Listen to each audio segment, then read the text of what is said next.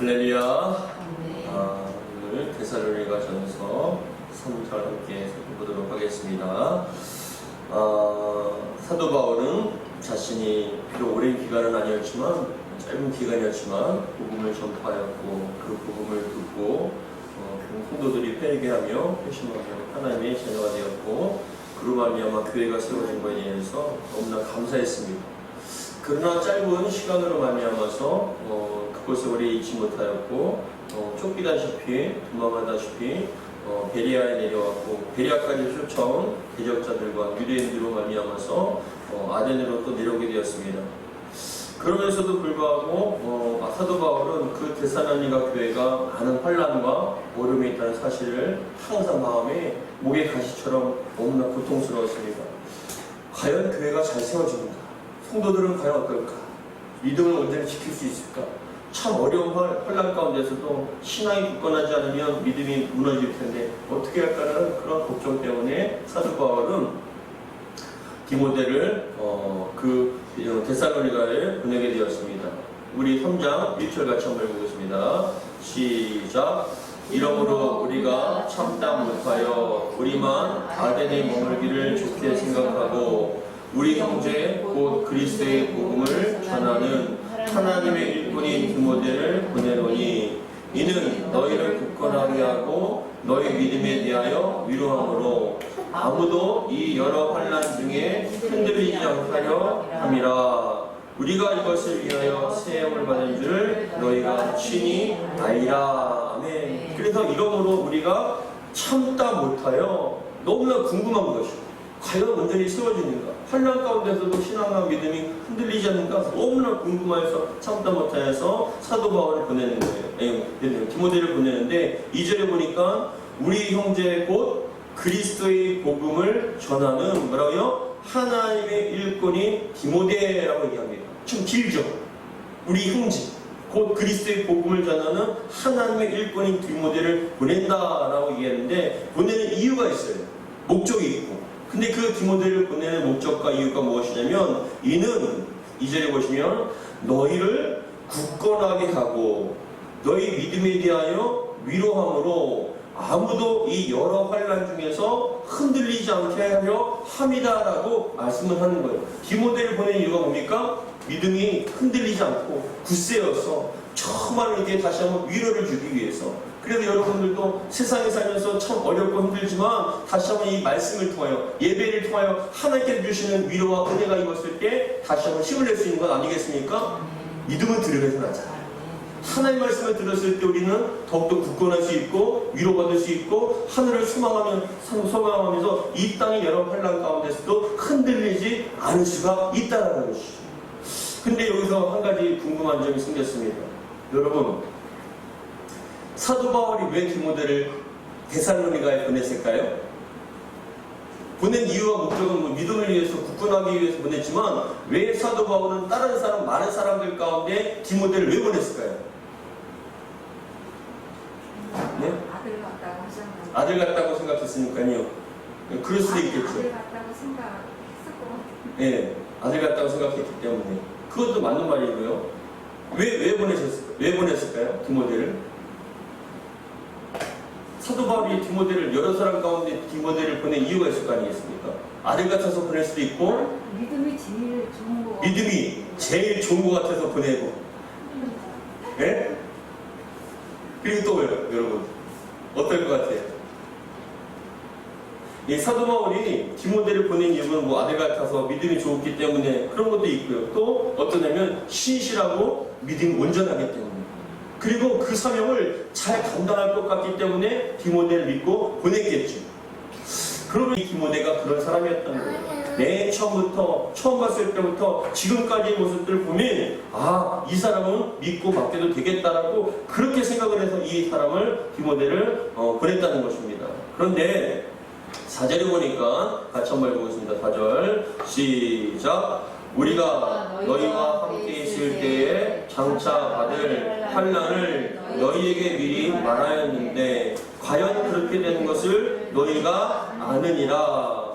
이러므로 나도 참다 못하여 너희 믿음을 알기 위하여 그를 보내었노니 이는 혹 뭐라고요? 시험하는 자가 너희를 시험하여 우리 수고를 헛되게 할까 함이니라고 말씀을 합니다.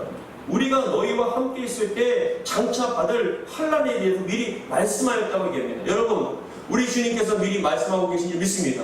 요한계시록을 통하여서 아니면 성경을 통해서 우리가 장차 마지막 때 수많은 여러 가지 환난을 받을 것이나 우리가 그것을 이겨내야 될 줄 믿습니다. 왜냐하면 환난을 거쳐서 영원한 승리가 우리에게 기다리고 있기 때문에 그렇습니다. 지금 여러분들이 당하는 여러 가지 시험과 환난 가운데서도 항상 변함없는 흔들 없는 그런 신앙과 믿음이 되길 바랍니다. 그래서 5절에 보니까 이러므로 나도 참다 못하여 너희 믿음을 알기 위하여 그를 보내었더니 이 디모데를 통해서 지금 어떻게 신앙을 잘 지키고 있는가, 온전하게 정말 잘 유지를 하고 있는가, 그것을 알기 위해서 그 디모데를 보냈다는 것이죠. 근데 이는 혹 시험하는 자가 너희를 시험하여 우리 수고를 헛되게 할까 함이니라고 말씀을 합니다. 근데 여러분 잘 봐보세요. 시험하는 자라고 얘기하잖아요. 이게 누굴까요? 시험하는 자가? 여기서 시험하는 자라는 것은 사단이죠. 근데 이 사단은요, 사단이 자체가 나타나서 하는 것이 아니라 사단은요, 누구를 통해서요? 어떤 사람을 통해서요. 어떤 문제를 통해서요. 그래서 우리가 분별력이 필요합니다. 그 사람이 문제가 아니라 누가요? 그 뒤에 어둠의 세력이 그 사람을 통하여서 그 문제를 통해서 목적이 뭡니까? 우리의 신앙을 무너뜨리기 위해서. 그래서 잘 생각해 보세요. 사단이 노리는 건요, 우리의 믿음입니다. 우리 그 사람을 통해서 그 문제를 통해서 시험하는 자가 끊임없이 그 사람과 그 문제를 통해서 시험한다는 게 뭐냐? 우리의 수고를 헛되게 한다는 게 뭐냐? 믿음을 잃어버리게끔 만든다는 것이죠. 여러분 주변에서도 그런 분 많이 보셨죠? 신앙생활 잘 하시는 것 같은데 그 문제 때문에 아니면 그 사람 때문에 시험 들어서 교회 안 나오고 그 사람 때문에 시험 들어가서 신앙을 포기하고 그러면 누구에게 여러분 진 거예요? 누구에게 진 겁니까? 사단에게 진 거죠. 누구 손해입니까? 우리의 손해죠. 그렇기 때문에 우리는 항상 잊지 마셔야 돼요. 우리가 손해보지 않는, 손해보는 그런 짓을 하지 않기를 주의 이름으로 축복합니다. 시험하는 자는요, 우는 사자와 같이 달려들면서 삼길차를 찾고요, 교회를 통하여서 또한 사람을 통하여서 끊임없이 우리에게 시험합니다. 왜요? 목적은 하나입니다. 우리의 신앙과 믿음을 무너뜨리기 위해서. 그래서 여러분 마음속에, 저를 봐보세요. 여러분 마음속에 혹시라도 교회 나가고 싶지 않다는 생각, 혹시라도 신앙생활에 대한 회의감, 혹시라도 그 사람 때문에 교회 나가기 싫거나 신앙생활 하기 싫다면 그 사람이 문제가 아니라 그 뒤에 있는 사람입니다. 그 뒤에 있는 그런 존재. 그래서 여러분 그 영적인 존재에게 지지 않기를 주의 이름으로 축복합니다. 그래서 여러분 시험하는 자가 너희를 시험하여 우리 수고를 헛되게 한다. 시험한다는 그 시험을 통하여 신앙과 믿음을 흔들어버리고 포기하게끔 만들어버립니다. 그래서 그겁니다. 데살로니가에 있는 성도들은요, 그 수많은 사람들과 주변의 환경을 통해서 환난과 어려움을 당합니다. 그래서 사도 바울은 날마다 걱정하는 거예요. 아, 이 사람이 흔들리면 어떡하지? 이 사람이 신앙이 포기하면 어떡하지? 그 교회가 무너지면 어떡하지? 항상 그 걱정을 한다는 겁니다. 저도 때로는 우리 성도님들이 어떠한 문제를 통해서 어려워하는 것을 보게 됩니다. 그죠? 듣게 됩니다. 근데 제가 바라는 건 오직 하나예요. 그 물질 때문에, 건강 때문에, 그것보다 더 중요한 건 그 물질 해달라고 기도도 하지만 제가 간절하게 기도하는 건 뭐냐? 신앙과 믿음이 흔들리지 않게 해달라고 하나님 앞에 간절한 마음으로 기도합니다. 왜요? 신앙이 있으면 믿음이 있으면 이겨낼 수 있기 때문에. 물질을 잃어도, 건강을 잃어도 신앙이 있으면 다시 한번 회복되어서 새로운 삶을 살 수 있기 때문에. 근데 사단은요, 그 물질을 통하여서, 그 사람을 통해서 시험하여서 온전하게 세워진 그 신앙과 믿음을 한순간에 무너뜨리려고 흔들고 있다는 것입니다. 여러분 주변에 아니면 지금 여러분 마음속에 무엇인가가 시험거리가 있습니까? 무엇인가가 그것 때문에 여러분 자꾸만 그거 맞고 힘드십니까? 여러분 이겨나가시기 바랍니다.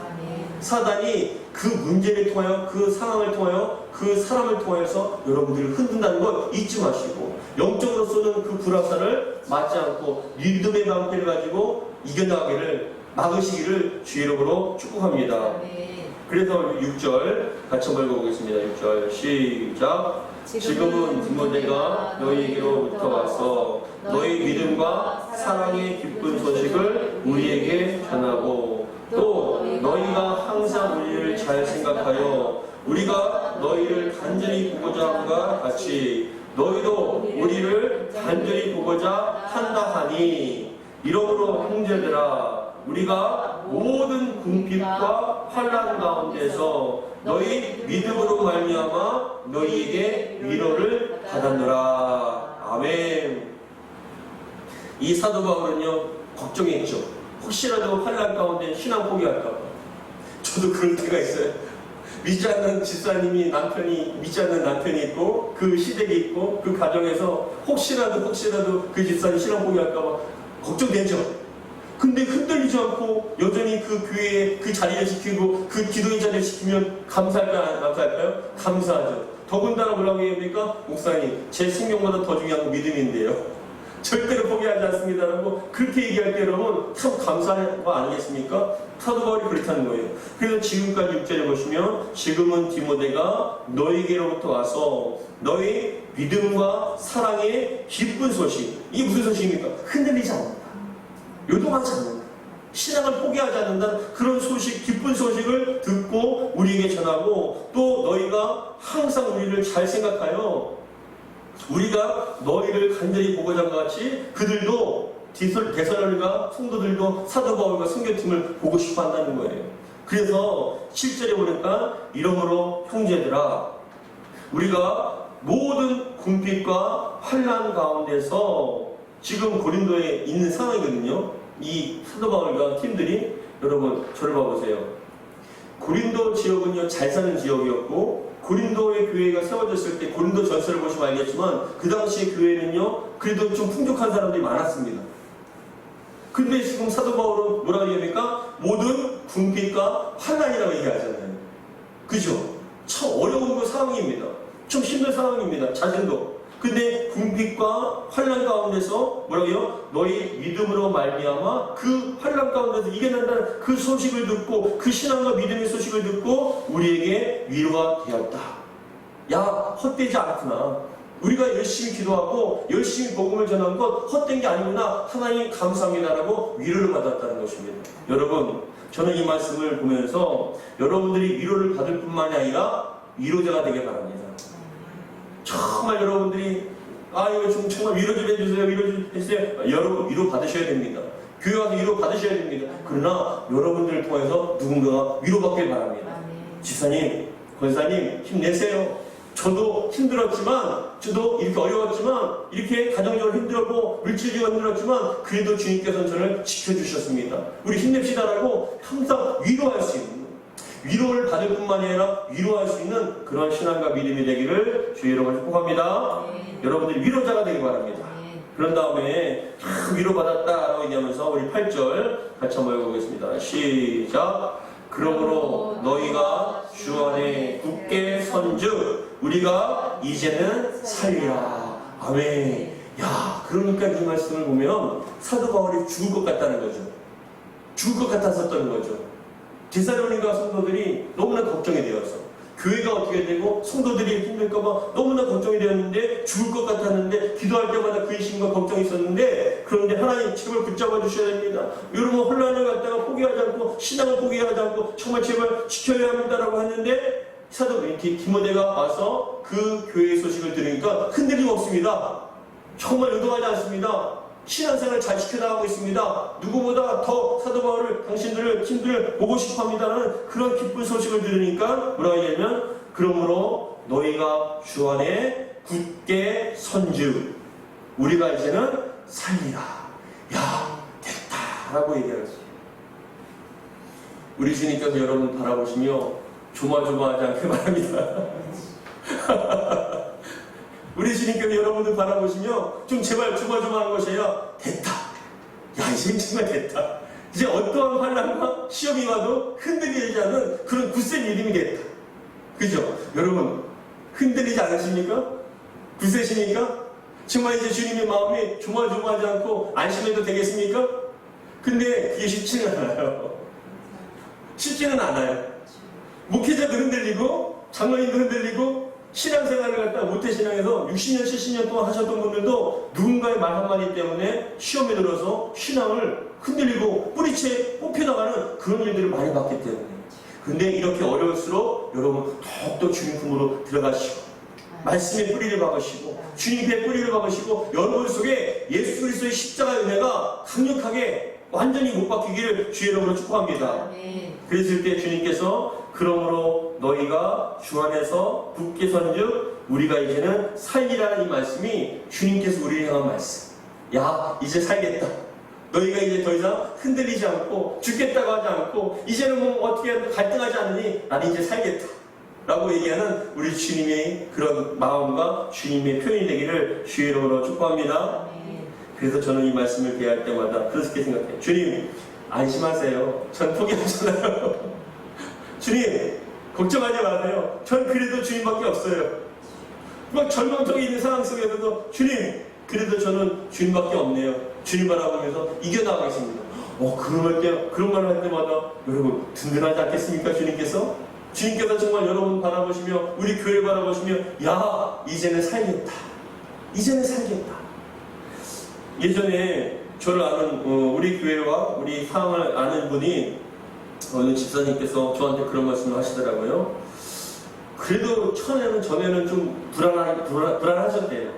과연 잘 감당할 수 있을까? 흔들리진 않을까? 혹시라도 정말 교회가 어렵진 않을까라고 항상 불안한 마음은 가시지 않았대요. 근데 어느 순간인가 저희 교회를 바라보시면서 저를 바라보시면서 어떤 마음이 들었냐면 이제는 그래도 안심이 된다. 안심이 된다라는 그런 생각이 들었다는 거예요. 여러분 그랬을 때 참 고맙다라고 저한테 그 집사님이 기도를 많이 해주셨던 집사님이 저한테 그렇게 얘기를 해주시고 저도 마찬가지입니다. 저는 여러분들 바라볼 때마다 이제는 살겠다. 야 우리 집사님 우리 권사님 이제는 살겠다. 어떤 활경과 어려움 속에서도 흔들리지 않는 저 모습을 보니까 야 이제는 안심이다라고 그렇게 안심할 수 있는 그런 신앙과 믿음이 정말 굳센 믿음이 되기를 다시 한번 주의 이름으로 축복합니다. 그리고 우리 9절 같이 한번 읽어보겠습니다. 시작. 우리가 우리 하나님 앞에서 너희로 말미암아 모든 기쁨으로 기뻐하니 너희를 위하여 능히 어떠한 감사로 하나님께 보답할까. 주야로 근심 심히 간구함은 너희 얼굴을 보고 너희 믿음이 부족한 것을 보충하게 하려 함이라. 아멘. 이 9절과 10절을 읽으면서요 제가 무슨 생각이 들었냐면 그런 생각이 들더라고요. 그 아들이 타양에서 객지에서 고생하실 때 그 아들이 건강하게 잘 있다는 소식을 들은 부모님의 그런 안심. 소식이 없어서 옛날에 그랬잖아요. 전화가 없어서 야 얘 잘 살고 있을까? 어떻게 될까 하는데 와서 너무나 건강하게 너무나 잘 살고 있고 안심하라는 그런 얘기 들었을 때 소식을 들었을 때 그 어머니들 보면요 야 진짜 안심이다. 야 이제 됐다. 그런 느낌이 들더라고요. 그래서 사도 바울이 우리가 우리 하나님 앞에서 너희로 말미암아 모든 기쁨으로 기뻐하니 너희를 위하여 능히 뭐라고요? 어떠한 감사로 하나님께 보답할까? 하나님 감사합니다. 데살로니가 성도들과 교회가 온전히 흔들림 없이 잘 세워지니 하나님 감사합니다. 너무나 기뻐하는 거예요. 그래서 10절에 보니까 주야로 심히 간구함은 너희 얼굴을 보고 너희 믿음이 부족하면 이제 보충하게 하려 합니다. 이거는요 걱정이 아니라 너무나 반가워서 반가운 얼굴을 보고 싶어서 그런 간구함이 쏟아지는 것이죠.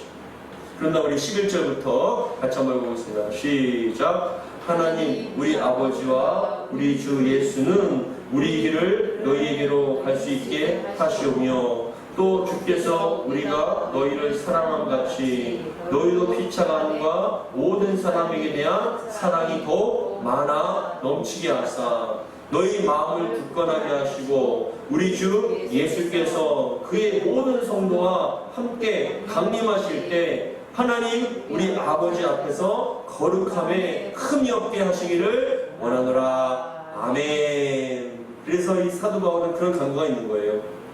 야 고맙다. 너희들의 신앙과 믿음 흔들리지 않고 잘 지켜가니 고맙네. 어떤 환난과 시험 가운데서도 시험하는 자가 그 사람을 통해서 문제를 통해서 환경을 통해서 그렇게 핍박하고 환난을 주는데도 불구하고 굳센 믿음 가운데 지키지 않고 다 흔들리지 않고 지켜가니 너무나 고맙습니다. 그러면서 뭐라고 해요? 너희들이 그 정결하고 깨끗한 믿음 그런 거룩한 모습으로 주님께서 이제 재림하실 때 주님 앞에 너희들이 다 믿음으로 나갈 때 내가 그런 모습으로 온전하고 흠이 없는 모습으로 주님 앞에 서기를 간절한 마음으로 원한다라고 얘기를 하면서 마무리하고 있는 것입니다. 사랑하는 성도 여러분, 저는 여러분들이 주님 앞에 섰을 때요 거룩하고 흠이 없는 신실한 믿음의 모습으로 서기를 주의 이름으로 축복합니다. 어떠한 시험하는 자가 지금도 우는 사자와 같이 산길자를 찾아다니며 여러분들의 신앙을 방해하죠. 시험합니다. 어떻게 해서든지 여러분들이 교회 못 나가게 만들고 어떻게 해서든지 여러분 시험 들어서 정말 신앙을 포기하게끔 만듭니다. 그러나 그 시험하는 자가 기쁘게 하는 것이 아니라 우리 주님을 기쁘게 할 수 있는 그런 저와 여러분 되기를 주로 축복합니다. 흔들리지 마시고 요동하지 마시고 시험 들지 마시고 믿음으로 항상 승리하시는 저와 여러분 되기를 주의 이름으로 축복합니다. 기도하겠습니다. 하나님 아버지 감사드립니다. 오늘도 귀한 말씀 주시면 감사합니다. 시험하는 자는 우는 사자와 같이 성결자를 찾아다니며 교회 속에서도 또한 삶을 통하여 어떤 사람을 통하여 어떤 문제를 통하여 자꾸만 시험하고 우리의 신앙과 믿음을 무너뜨리려 합니다. 그 시험에 넘어간 사람들은 교회 나옴을 포기하고 어떤 사람들은 시험 들어서 그 사람 때문에 예수 믿는 걸 포기하고 나가버립니다. 하나님 우리에게 영적으로 지지 않게 도와주시고 사단 마귀에게 우리의 신앙과 믿음 빼앗기지 않게 하시고 그러면 그럴수록 더욱더 주님 앞에 나와서 더욱더 기도하게 하시고 더욱더 주님 붙잡고 승리할 수 있도록 도와주옵소서. 이 자리에 앉아 계신 우리 사랑하는 권사님과 집사님 주님께서 붙잡아 주셔서 날마다 믿음으로 승리하여서 조마조마한 그런 신앙이 아니라 정말 살겠다 안심이 된다 내가 너무나 기쁘고 감사하다는 그런 굳센 신앙과 믿음 될 수 있도록 은혜 베풀어 주옵소서. 우리 주 예수 그리스도 이름으로 기도하옵나이다. 아멘.